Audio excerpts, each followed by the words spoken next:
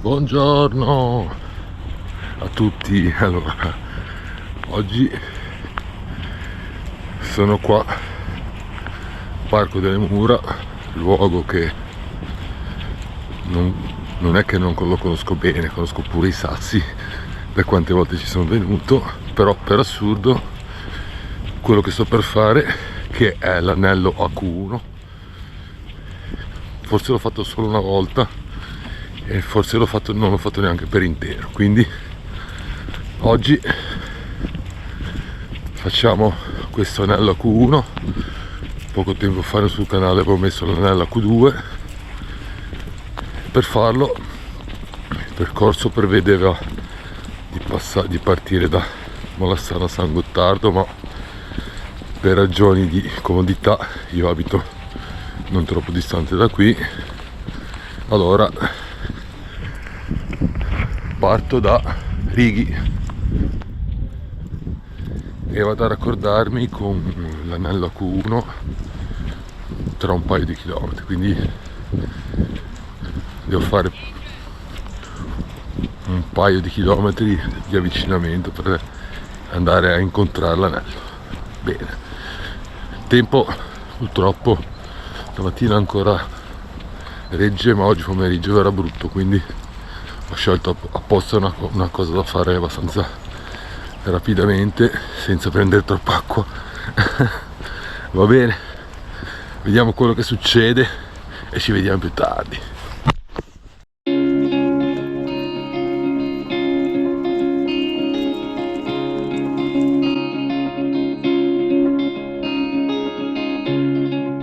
Eccolo,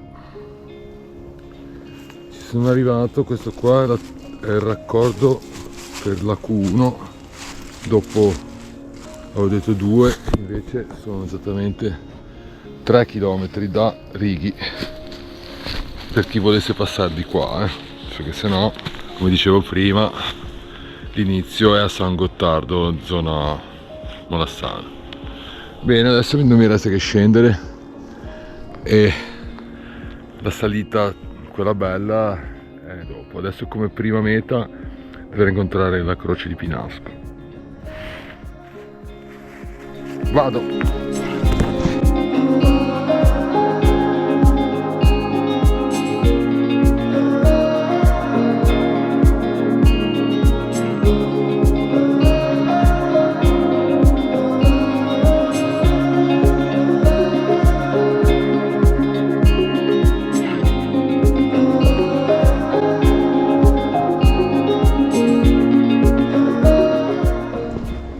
Ecco che manca poco alla Croce di Pinasco, che se non mi ricordo male ci dovrebbe essere una croce.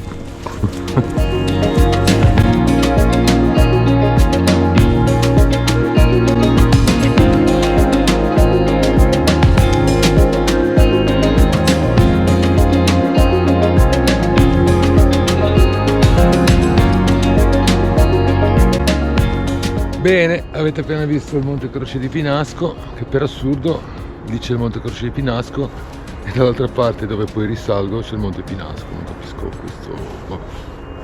Curiosità. Il sentiero a tratti molto ripido, anche perché dovrebbe essere una pista per mountain bike. Questo c'è un sacco di segni di mountain bike in terra, quindi mi sembra si chiama addirittura Mantide, ma non dovrei dire delle bellinate. E che è successo? Esplosione.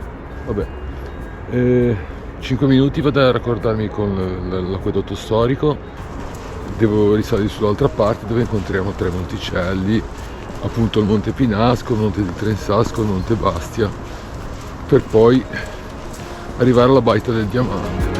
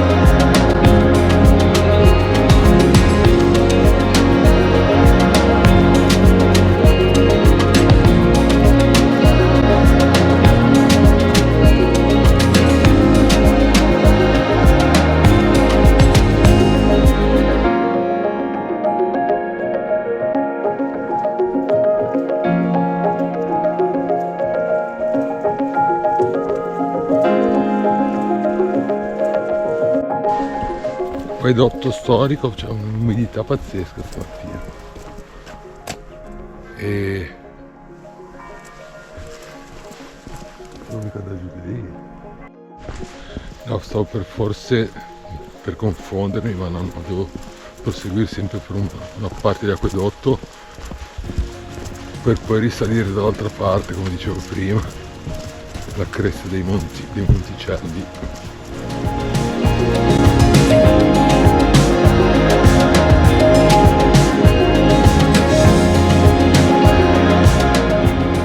Ecco, arrivato a questo punto praticamente c'è questo piccolo pasticcio. Difatti all'inizio dalla fine dell'asfalto, della strada asfaltata, c'è scritto che è interrotto, però in effetti poi non è interrotto, c'è una scaletta da scendere, che è questa, e si riesce a passare dall'altra parte per proseguire. Meno male, perché sono dovuto tornare indietro e non è proprio il massimo della vita, è altro che anello a Q1. Va bene, proseguo, adesso scendo la scala.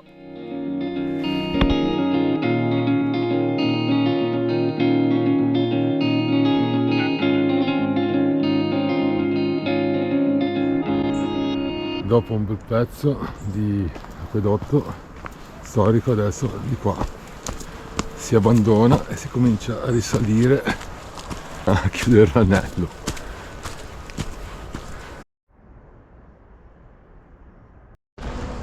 Sempre tutto perfettamente segnato, quindi è impossibile sbagliare. Adesso salita totale.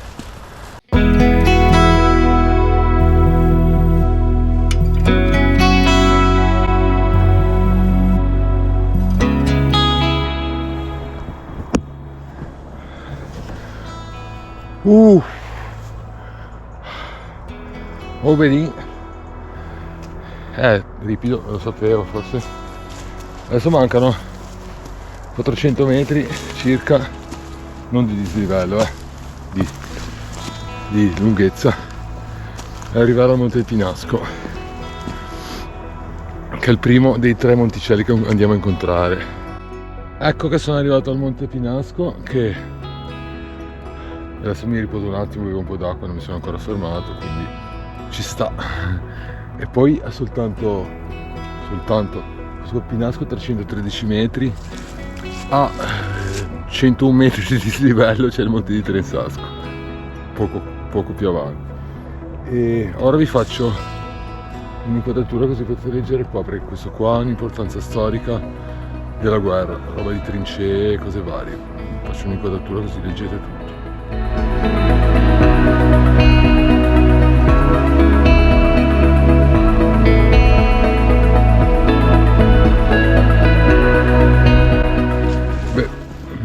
Spero che fate tempo a leggere, comunque mettete il fermo immagine e leggete perché è interessante. Adesso io non mi sono fermato, guarda un po', e vado verso il Monte di Trensasco, che più o meno è la stessa cosa, anche lì ogni importanza storica legata alla guerra.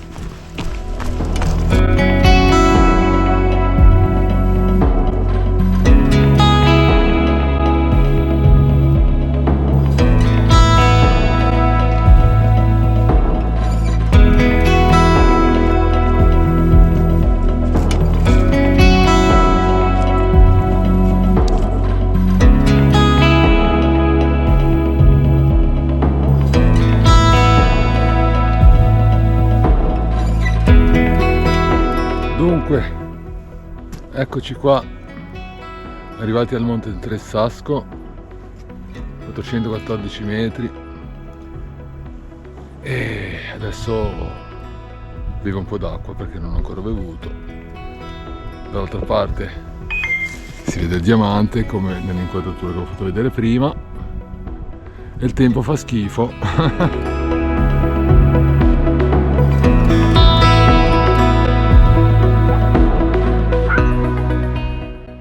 Sentieri scivolosissimi, qua un po' meno, prima sembrava di camminare sul sapone, mamma mia, eppure non è piovuto, ma c'è un'umidità pazzesca, difatti sono sudato marcio. Comunque, quello che avete visto prima è il Monte Bastia o Bastia, non so come si dice, e ho filmato solo una ripresa perché c'era gente, quindi vabbè, adesso non mi resta che andare a prendermi un bel caffè alla Baita del Diamante, meritatissimo, perché poi dopo devo salire su fino sotto il diamante.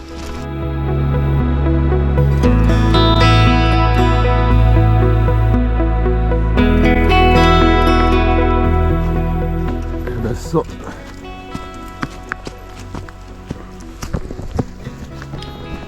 dopo addirittura 2 brioche, penso che non sia mai capitato nella mia vita, ma avevo consumato un sacco di zuccheri, si vede stamattina, e alla Baita del Diamante, sempre top. Adesso sto montando su, che appena accanto alla Baita del Diamante c'è il sentiero, prosegue il sentiero AQ1 che ci porta fino a sotto il diamante, e poi per quel che ne so io non ci va sopra il diamante, ma passa di lato fino a incontrare una neviera.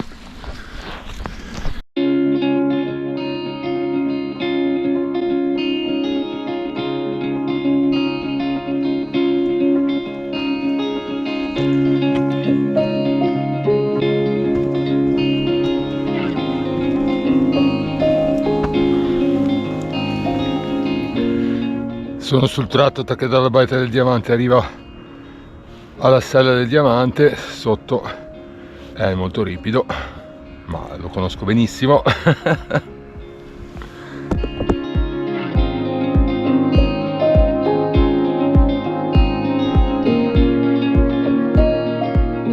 Allora, come da cartello ho visto che a Q1 si può salire sopra il diamante e scendere dall'altra parte, o se no fare questo che sto facendo io, che ci passa sotto e arriva una neviera.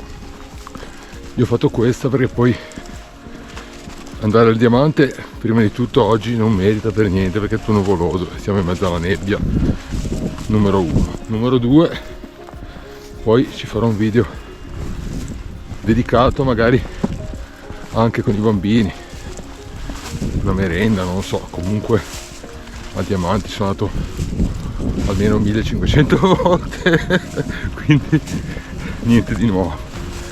Ora vi mostro a breve la neviera che incontriamo.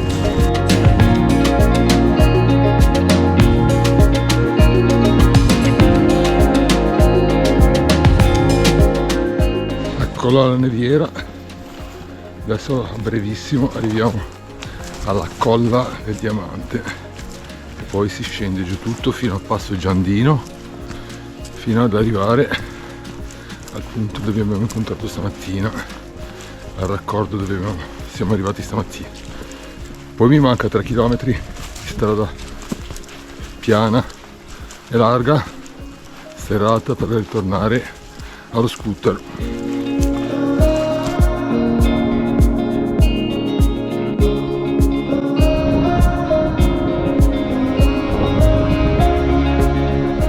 Dalla colla del Diamante adesso si scende queste scalette,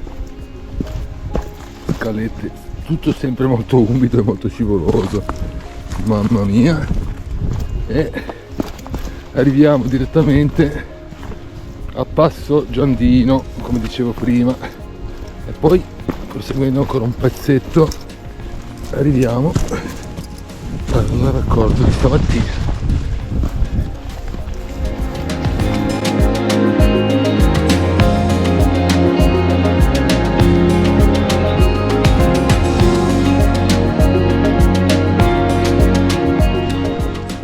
Incontra un'altra neviera, questa qua anche un po' più visibile rispetto all'altra, piena di vegetazione. Le neviere servivano per... ci mettevano la neve, la battevano, le coprivano di foglie, servivano per conservare la neve anche nel periodo estivo. servivano un po' pertigliosi, tenendo conto che una volta il frigorifero non esisteva. Passo Giandino, scivolosissimo anche qua. Adesso potrei andare via per di qua, che è l'adorato sentiero delle farfalle, il mio adorato sentiero delle farfalle, ma invece, siccome che voglio chiudere l'anello per bene, faccio il giro fino sotto. Eccomi qua, questione di metri e chiudo l'anello a Q1.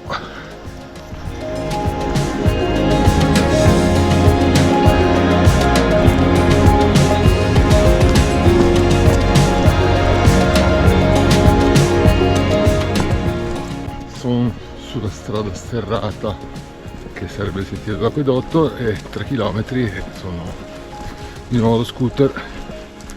Forse non sono riuscito a filmare tutto benissimo, c'è sempre un sacco di gente e quindi spero che il video vi piaccia lo stesso e che niente se vi piace mettete un like e iscrivetevi al canale, che mi fa sempre tanto piacere, ci fa sempre piacere a tutti gli like in zena. Allora volevo darvi un po' di dati, ma non è facile perché io alla fine vado a fare 6 km in più. Credo che l'anello Q1 sia una decina di chilometri, 11 forse, con 550 di più circa. E così, con la vista del Forte Pui in ristrutturazione, vi saluto e ci vediamo al prossimo video. Ciao a tutti!